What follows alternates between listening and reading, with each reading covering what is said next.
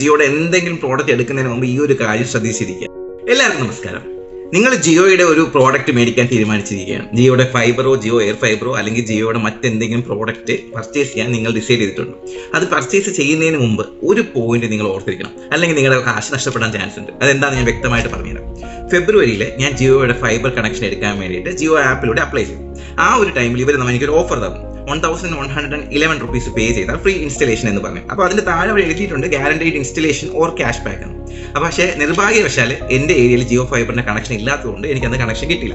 പക്ഷെ അതിനുശേഷം ഈ ഒരു ക്യാഷിന്റെ റീഫണ്ടിന് വേണ്ടി ഞാൻ അവരുടെ പിറകെ നടന്നു. കാരണം നമ്മളിപ്പോൾ നോർമലി 1100 rupees വലിയ എമൗണ്ട് ആണ്. ചിലപ്പോൾ നമ്മൾ വിട്ടുപോകും, പോട്ടെ എന്ന് വിചാരിക്കും, നമ്മൾ വിട്ടുപോകും.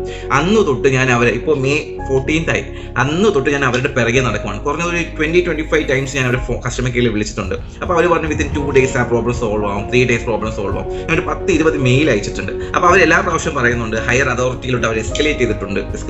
അപ്പോൾ ഒരു 1-2 മാസം ഞാൻ നോക്കിയതിന് ശേഷം ഞാൻ consumerhelpline.gov.in എന്നുള്ള നാഷണൽ കൺസ്യൂമർ ഫോറത്തിൽ കംപ്ലൈൻറ്റ് കൊടുത്തു. അറ്റ് ലാസ്റ്റ് ഇന്നത്തെ ദിവസം May 14th എനിക്ക് എൻ്റെ റീഫണ്ട് വരുന്നത്.